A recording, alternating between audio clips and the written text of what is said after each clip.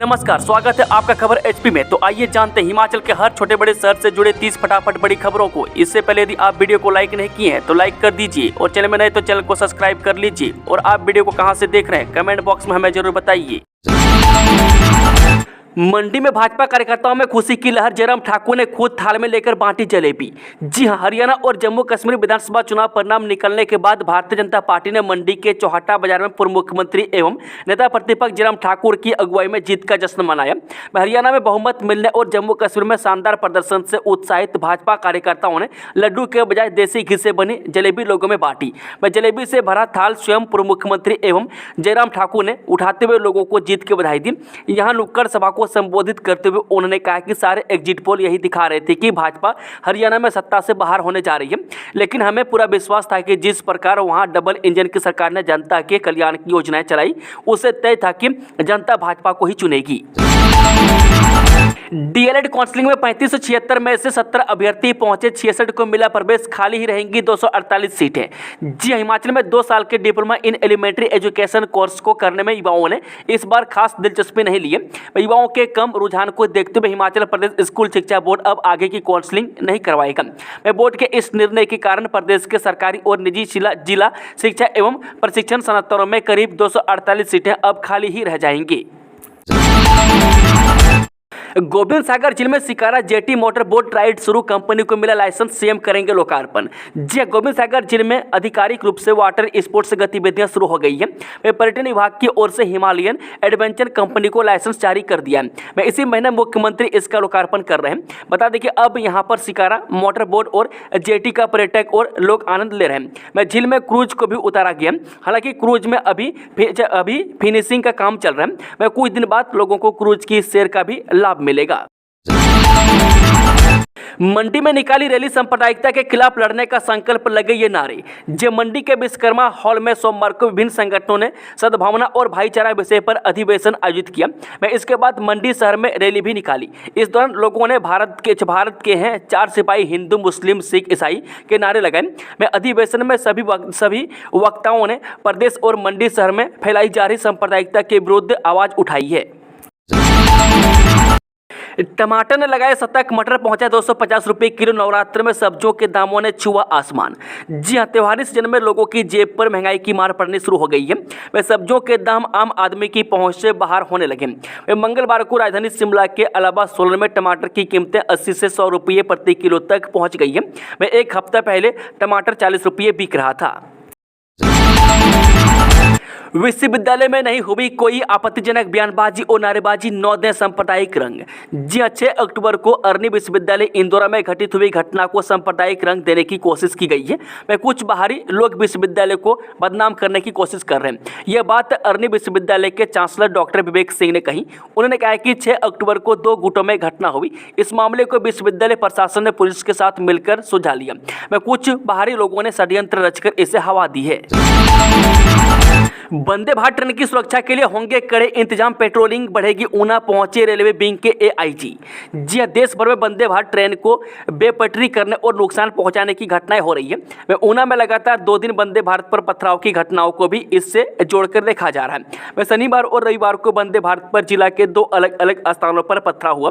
इसकी गंभीरता को देखते हुए मंगलवार को पुलिस विभाग के टूरिज्म, ट्रैफिक और रेलवे विंग के एआईजी विनोद कुमार अपनी पूरी टीम के साथ मामलों की जाँच के लिए जिला मुख्यालय के रेलवे स्टेशन पहुंचे। उन्होंने पुलिस विभाग, आरपीएफ, जीआरपी अधिकारियों, कर्मचारियों से पथराव की घटनाओं को लेकर जानकारी हासिल की है। इस सिलसिले में उन्होंने करीब 2 घंटे बैठक की। बैठक के उपरांत एआईजी विनोद कुमार ने कहा कि पुलिस पत्थरबाजी की इन घटनाओं के जांच में जुटी हुई है। इसके साथ ही जिला के रेलवे स्टेशन और ट्रेनों की सुरक्षा को और पुख्ता किया जाएगा। उन्होंने कहा कि कुछ समय से मीडिया में सुन रहे हैं कि भारत में वंदे भारत ट्रेन पर पत्थरबाजी और डिरेल करने के प्रयास की घटनाएं हो रही है। मैं इसी सिलसिले में वह मंगलवार को शिमला से ऊना आए। मैं यहां पर पुलिस विभाग, जीआरपी, आरपीएफ के जवानों के साथ बैठक की। उच्च शिक्षा विभाग ने 23 एसोसिएट प्रोफेसर बनाए कॉलेज प्रिंसिपल। जी हाँ, हिमाचल प्रदेश उच्च शिक्षा विभाग ने 23 एसोसिएट प्रोफेसरों को पदोन्नत कर कॉलेज प्रिंसिपल नियुक्त किया है। यह नियुक्ति नियमित आधार पर की गई है। नवनियुक्त प्रिंसिपलों को कॉलेज आवंटित कर 5 दिन के भीतर पद ग्रहण करने के आदेश दिए गए। पदोन्नत कॉलेज कैडर एसोसिएट प्रोफेसर निशा वैद्य को जोगिंदर नगर कॉलेज, अंजलि चौहान को सुन्नी, सुभाष कापटा को निरमंड, कल्याण चंद को नेरला, रीता पंत को सिरमौर के भरली, अंजना सूद को जयनगर, राजकुमार को कोटला खुर्द, अरुण चंद्र को नगरोटा सूर्यम, राजेश कुमार को नौरा, सैफाली को हरिपुर मनाली, ललित गुलेरिया को हरिपुर धाम, राजेश कुमार सिंह को बंजार और संजय कुमार को झडुंदा कॉलेज में प्रिंसिपल लगाए गए। विक्रम सिंह ठाकुर को सिराज, सरोज भारद्वाज को नौराधार, संजय पठानिया को पांगी, मदन लाल गुलेरिया को चंबा, कुलदीप सिंह को कपोटा, मीना भास्कर को सांगड़ा, हरिलाल शर्मा को सोलन, नरेश कुमार को कुमारसेन, संतोष कुमार शर्मा को गाड़ा गुसैनी और सतीश सोनी को देहरा कॉलेज में प्रिंसिपल नियुक्त किया गया। नवनियुक्त प्रिंसिपलों को 2 वर्ष के प्रोबेशन पर नियुक्ति दी गई है। पहली और दूसरी कक्षा के 70,000 विद्यार्थियों का बुनियादी साक्षरता और संख्या ज्ञान जांचा। जी समग्र शिक्षा की ओर से हिमाचल प्रदेश में सरकारी स्कूलों के पहली व दूसरी कक्षा के विद्यार्थियों का बुनियादी साक्षरता और संख्या ज्ञान का असेसमेंट किया गया। यह असेसमेंट 7 और 8 अक्टूबर को किया गया। इसके तहत करीब 70,000 विद्यार्थी शामिल हुए। इसके परिणाम के आधार पर स्कूली बच्चों में बुनियादी साक्षरता और संख्या ज्ञान सुधारने के लिए जरूरी कदम उठाए जाएंगे। समग्र शिक्षा की ओर से पहली कक्षा के लिए 7 अक्टूबर को और दूसरी कक्षा के लिए 8 अक्टूबर को असेसमेंट करवाएगा। इस असेसमेंट में पूरे प्रदेश के करीब 70,000 बच्चे शामिल हुए। जहरीला पदार्थ निगलने से पूर्व भाजपा प्रत्याशी राकेश चौधरी की मौत, पत्नी टांडा में भर्ती। जी हां, पूर्व भाजपा प्रत्याशी राकेश चौधरी की जहरीला पदार्थ निगलने से मौत हो गई है, जबकि चौधरी की पत्नी की डॉक्टर राजेंद्र प्रसाद राजकीय मेडिकल कॉलेज एवं अस्पताल टांडा में भर्ती है। वह जानकारी के अनुसार बता दें कि अचानक तबीयत बिगड़ने के बाद दोनों को उपचार के लिए टांडा में भर्ती करवाया गया था, लेकिन मंगलवार शाम को राकेश चौधरी की मौत हो गई। प्रारंभिक जाँच में पता चला है कि दंपति ने किसी घरेलू विवाद के बाद मंगलवार सुबह जहरीला पदार्थ निगल लिया। वह तबीयत बिगड़ने पर परिजन उन्हें उपचार के लिए टांडा अस्पताल ले गए, वह जहां पर राकेश चौधरी की हालत गंभीर में मौत हो गई, जबकि पत्नी खतरे से बाहर बताई जा रही है।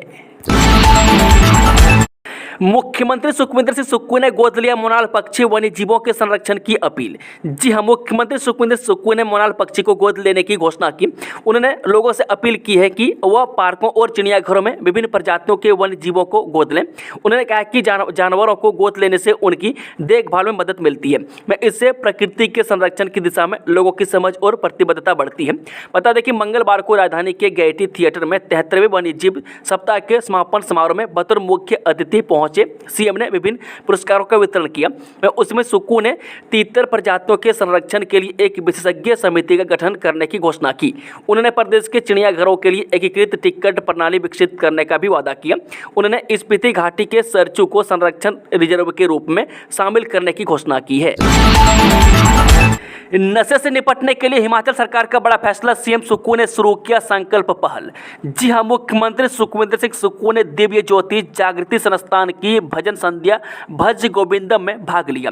कार्यक्रम के दौरान मुख्यमंत्री ने नशे की समस्या पर अंकुश लगाने के उद्देश्य से नशा निवारण पहल का शुभ आरंभ किया। बता दें कि मुख्यमंत्री ने कहा कि प्रदेश सरकार नशे की तस्करी पर अंकुश लगाने और नशे के आदी लोगों के पुनर्वास के लिए संकल्पबद्ध है। वह प्रदेश सरकार ने नशा तस्करी में संलिप्त लोगों के विरुद्ध सख्त कार्रवाई का निर्देश दिया है। वह कई तस्करों को गिरफ्तार किया है। शिमला में बिजली मीटरों की ई-केवाईसी शुरू, जाने क्या है अंतिम तिथि। जी हां, शिमला शहर सहित जिला के सभी विद्युत उपमंडलों में बिजली मीटर की ई-केवाईसी शुरू हो गई है। ई-केवाईसी के माध्यम से बिजली मीटर आधार नंबर व मोबाइल नंबर से लिंक होंगे। बिजली मीटर की ई-केवाईसी करवाने की अंतिम तिथि बिजली बोर्ड की ओर से 31 अक्टूबर निर्धारित की गई है। बिजली बोर्ड प्रबंधन ने साफ किया है कि यदि कोई उपभोक्ता ई-केवाईसी करवाने में सहयोग नहीं करता है या फिर ई-केवाईसी नहीं करवाना चाहता है तो ऐसे में भविष्य में बिजली के बिलों में मिलने वाली रियायतों व सुविधाओं से वंचित रह सकता है। इसके लिए उपभोक्ता स्वयं जिम्मेदार होंगे। दीपावली के दृष्टिगत आतिशबाजियों की बिक्री के संबंध में दिशा निर्देश जारी। अतिरिक्त जिला दंडाधिकारी कानून एवं व्यवस्था अजीत भारद्वाज ने यहां जानकारी देते हुए बताया कि जिला शिमला में दीपावली के दौरान सुरक्षा की दृष्टि से गुप्त रूप से आयातित आतिशबाजी, अनाधिकृत निर्माण एवं अवैध बिक्री पर प्रतिबंध रहेगा। उन्होंने कहा है कि गत वर्षों में यह देखने को मिला है कि अवैध पटाखों के निर्माण के दौरान अनेक दुर्घटनाएं हुई जिसमें कई लोग की मृत्यु अथवा घायल हुए हैं। मैं इसके साथ साथ अवैध तरीके से पटाखों का आयात होने की खबरें भी मिलती है जिसमें संवेदनशील रासायनिक पदार्थ शामिल होते हैं और जिनकी भारतीय कानून के तहत अनुमति नहीं है। उमर अब्दुल्ला होंगे जम्मू कश्मीर के अगले मुख्यमंत्री। फारूक अब्दुल्ला ने किया ऐलान। जी हां, नेशनल कॉन्फ्रेंस यानी कि नेका प्रमुख फारूक अब्दुल्ला ने मंगलवार को दावा किया है कि उनके बेटे एवं पार्टी उपाध्यक्ष उमर अब्दुल्ला जम्मू कश्मीर के अगले मुख्यमंत्री होंगे। वे नेका अध्यक्ष ने यहां अपने आवास पर संवाददाताओं से कहा, उमर अब्दुल्ला जम्मू कश्मीर के मुख्यमंत्री होंगे। लोगों ने अपना फैसला दे दिया है और साबित कर दिया है कि केंद्र सरकार ने 5 अगस्त 2019 को जो किया वो उन्हें स्वीकार नहीं था। उन्होंने एक सवाल के जवाब में कहा, लोगों की कठिनाइयों को दूर करने के लिए और ज़्यादा काम करने की आवश्यकता है जिसमें बेरोजगारी, महंगाई और युवाओं में मादक पदार्थों की समस्या का समाधान करना शामिल है। हिमाचल में योद्धा राम सिंह पठानिया की प्रतिमा का अनावरण। 24 साल की उम्र में दिया था सर्वोच्च बलिदान। जी भारत देश की आज़ादी के लिए असंख्य सेनानियों ने अपने प्राण न्यौछावर किए। वे साल 1857 में देश की आज़ादी के लिए छिड़े संग्राम को स्वतंत्रता की पहली लड़ाई के तौर पर देखा जाता है, लेकिन इससे करीब 10 साल पहले ही साल 1848 में पहाड़ों पर वीर योद्धा वजीर राम सिंह पठानिया ने ब्रिटिश हुकूमत की जड़ें हिला दी थी। बता दें कि 10 अप्रैल 1824 को जन्मे वीर योद्धा वजीर राम सिंह पठानिया ने साल 1857 की क्रांति से एक दशक पहले पहाड़ी क्षेत्र में साल 1848 की क्रांति का नेतृत्व किया और ब्रिटिश शासन के खिलाफ लोगों को खड़ा होने के लिए प्रेरित किया। सचिवालय कर्मचारी नेताओं ने 15 अक्टूबर को बुलाया जनरल हाउस। जी राज्य सचिवालय के कर्मचारी नेताओं ने 15 अक्टूबर को फिर से जनरल हाउस बुला लिया। मैं अपने खिलाफ विशेष अधिकार नोटिस वापस नहीं लेने और कर्मचारियों की लंबित मांगों की सुनवाई नहीं लेने के चलते यह फैसला लिया गया। यह जानकारी राज्य सचिवालय सेवाएं कर्मचारी महासंघ के अध्यक्ष संजीव शर्मा और महासचिव कमल कृष्ण शर्मा ने दी। मंडी में अपना कैंप ऑफिस खोलेंगे कैबिनेट मंत्री विक्रमादित्य सिंह, इस वजह से लिया फैसला। जे लोक निर्माण एवं शहरी विकास मंत्री विक्रमादित्य सिंह ने मंडी में अपना कैंप ऑफिस खोलने जा रहे हैं। यह कैंप ऑफिस राजमहल कॉम्प्लेक्स में खोला जा रहा है। मैं इसका विधिवत शुभारंभ खुद विक्रमादित्य सिंह बुधवार को सुबह 9 बजे करेंगे। बता दें कि अभी हाल ही में विक्रमादित्य सिंह ने मंडी लोकसभा सीट से कांग्रेस के टिकट पर चुनाव लड़ा था। उन्हें भाजपा की प्रत्याशी फिल्म अभिनेत्री कंगना रनौत से करीब 74,000 मतों के अंदर से हार का सामना करना पड़ा था, लेकिन अपनी हार के बाद भी उन्होंने अपना सकारात्मक रवैया दिखाते हुए यहां पर कैंप ऑफिस खोलने का ऐलान किया था। वे मंडी संसदीय क्षेत्र की जनता से किए हुए अपने उसी वादे को अब विक्रमादित्य सिंह पूरा करने जा रहे हैं। मैं इस कैंप ऑफिस में भी विक्रमादित्य सिंह लोगों की समस्याएं सुनेंगे। कंगना हाजिर हो, सांसद को बड़ बोलापन फिर पड़ा भारी। इस बयान को लेकर एमपी हाईकोर्ट ने भेजा नोटिस। जी हां, अपने बयानों के लिए चर्चा में रहने वाली बीजेपी सांसद और अभिनेत्री कंगना रनौत की मुश्किलें बढ़ गई है। उनके एक बयान पर मध्य प्रदेश हाईकोर्ट ने उन्हें नोटिस भेजा है। अब अपने बयान पर उन्हें अदालत में सफाई देना होगा। बता दें, कंगना रनौत ने हाल ही में एक कार्यक्रम के दौरान कहा था कि भारत को 1947 में आज़ादी संघर्ष नहीं बल्कि भीख में मिली थी। मध्य प्रदेश हाईकोर्ट के एडवोकेट अमित कुमार साहू ने इस बयान को आपत्तिजनक मानते हुए कंगना रनौत के खिलाफ हाईकोर्ट में याचिका लगाई थी। अमित कुमार साहू ने अपनी याचिका में कहा है कि कंगना ने जो बयान दिया है वो बेहद आपत्तिजनक है, ये कहीं से भी ठीक नहीं है। वे भारत की आज़ादी के लिए लोगों ने बलिदान दिए, हर जाति धर्म के लोगों ने इसके लिए संघर्ष किया।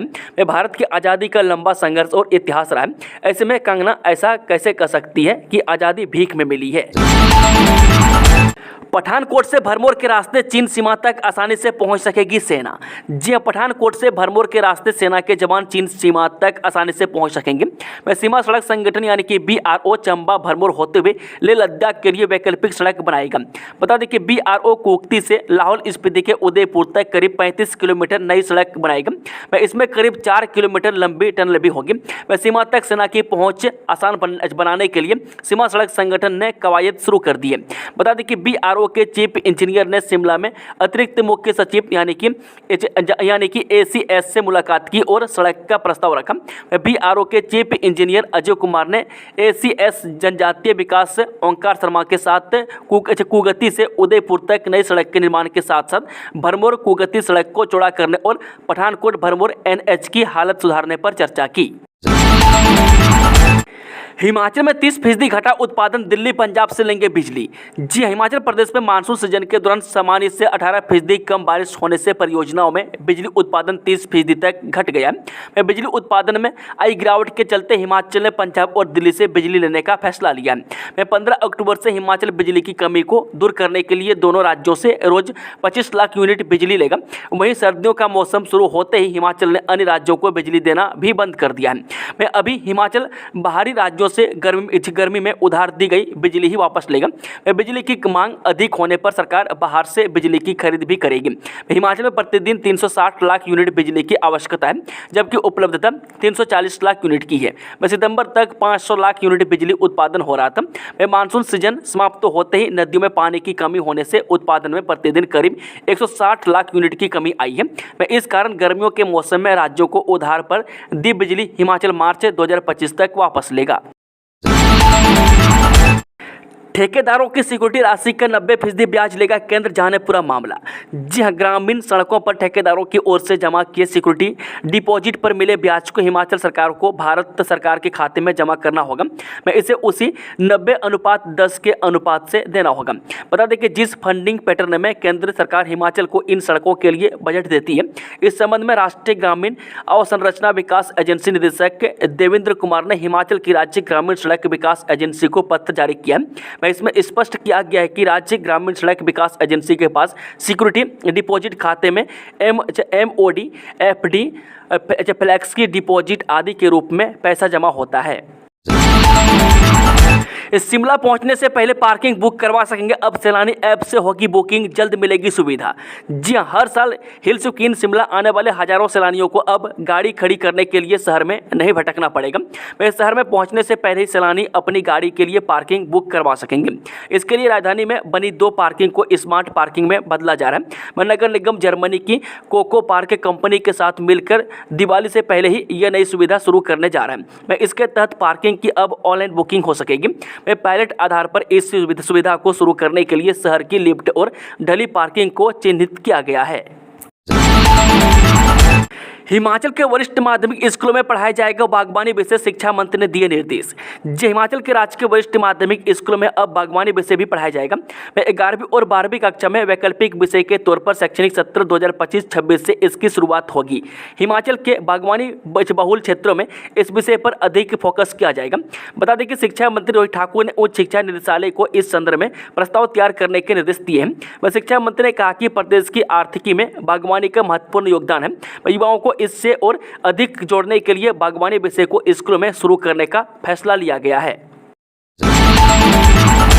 सिद्धू मूसेवाला पर होगा अटैक, 8 दिन पहले हो गई थी भविष्यवाणी, ऐसे हुआ खुलासा। जी हाँ, टीवी के सबसे चर्चित शोज में जैसे एक बिग बॉस का सीजन 18 लेकर सलमान खान आ चुके हैं। पहले दिन से ही जहां घर वालों के बीच टकराव देखने को मिला, वहीं शो में दिवंगत पंजाबी सिंगर सिद्धू मूसेवाला की मौत से जुड़ा दावा भी सुनने को मिला। बीजेपी नेता तजिंदर सिंह बग्गा ने कुछ ऐसा बता डाला, जिसके बाद हर कोई हैरान है। दरअसल तेजिंदर पाल सिंह बग्गा का दावा है कि एक ज्योतिष ने सिद्धू मूसेवाला को 8 दिन पहले ही आगाह किया था। तेजिंदर बग्गा ने बताया कि उन्हें पहले ज्योतिष विद्या पर विश्वास नहीं था, लेकिन बाद में उन्हें होने लगा। उन्होंने बताया कि सिद्धू मूसेवाला की दुखद मौत थी, जिसने मुझे ज्योतिष को पूरी तरह से अपनाने और बिना किसी सवाल के उस पर विश्वास करने के लिए प्रेरित किया। जूनियर ड्राफ्ट्समैन यानी कि सिविल की बैच वाइज भर्ती 15 को कॉल लेटर जारी। जी, हिमाचल प्रदेश लोक निर्माण विभाग यानी कि PWD के एक प्रवक्ता ने बताया कि जूनियर ड्राफ्ट्समैन यानी कि सिविल की अनुबंध आधार पर बैच वाइज भर्ती के लिए तिथि निर्धारित कर दी गई है। अभ्यर्थी पात्रता के लिए अनिवार्य दस्तावेजों के साथ 15 अक्टूबर 2024 को लोक निर्माण विभाग के कार्यालय निर्माण भवन HPPWD निगम बिहार शिमला 2 में पहुंचे। बता दें कि अभ्यर्थियों को डाक के माध्यम से कॉल लेटर जारी कर दिए गए। पात्रता व अन्य जानकारी प्राप्त करने के लिए विभाग के दूरभाष नंबर 0177262141 या 262140 और 262549 पर संपर्क कर सकते हैं। सुक्खू सरकार के खिलाफ दृष्टिहीन संघ ने खोला मोर्चा, सीएम पर लगाए दुर्व्यवहार के आरोप। जे प्रदेश की सुक्खू सरकार के खिलाफ दृष्टिहीन संघ ने मोर्चा खोल दिया। वे मंगलवार को राजधानी शिमला में दृष्टिहीनों ने सचिवालय के बाहर सुक्खू सरकार के खिलाफ नारेबाजी की। इस दौरान दृष्टिहीनों ने सीएम सुक्खू पर दुर्व्यवहार के भी आरोप लगाए। वह शिमला के रामपुर से प्रदर्शन में पहुंचे राजेश ठाकुर ने कहा कि दृष्टिहीन बीते 348 दिनों से अपनी मांगों को लेकर धरने पर बैठे, लेकिन सरकार उनकी मांगों को अनसुना कर रही है। उन्होंने कहा कि बीते 24 जुलाई को संघ ने महाधरना किया था। इस दिन सीएम सुक्खू ने उन्हें वार्ता के लिए तो बुलाया, लेकिन वार्ता के दौरान उन्होंने दृष्टिहीनों के साथ अभद्र भाषा का प्रयोग किया, जिसके बाद वह दोबारा 5 सितंबर को सीएम से मिलने गए। सीएम सुक्खू ने उन्हें वार्ता के लिए बुलाया, लेकिन यह कहकर निकाल दिया गया यह बैकलॉग क्या होता है, और सीएम ने उनका डिमांड चार्टर नहीं पढ़ा, जिसके बाद उन्हें फिर सड़कों पर उतरना पड़ रहा है।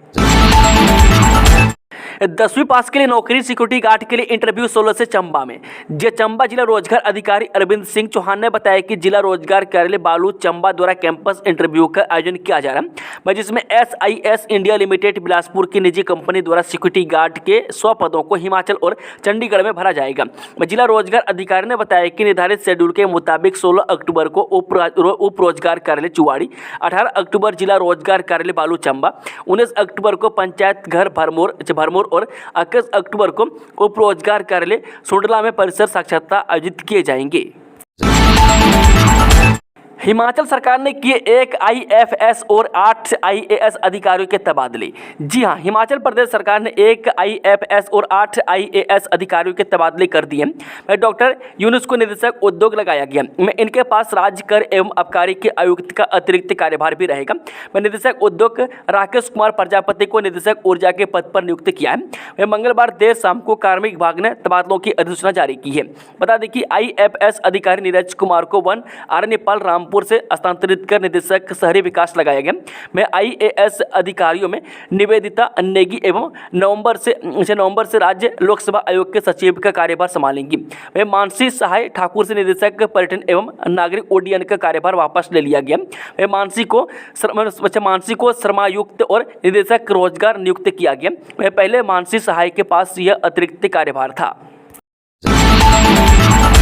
तंत्र विद्या के नाम पर पति ने दोस्त के साथ मिल किया पत्नी से दुष्कर्म, आरोपी गिरफ्तार। जी हां, पुलिस थाना खुंडिया के अंतर्गत एक महिला ने अपने पति और उसके दोस्त पर दुष्कर्म करने का मामला दर्ज करवाया है। महिला ने अपनी शिकायत में बताया कि उसका पति फैक्ट्री में काम करता है और वह वहीं किराए के कमरे में अपने दोस्त के साथ रहता है। 5 अक्टूबर की शाम को वह अपने पति के पास गई थी। इस दौरान खाना खाने के बाद पति ने कहा कि उसका दोस्त तांत्रिक विद्या से इलाज करता है और तुम्हारा भी इलाज करवा देता हूं। इसके बाद उसके पति के तांत्रिक दोस्त ने उसके सामने मंत्र पढ़े और वे तीनों सो गए।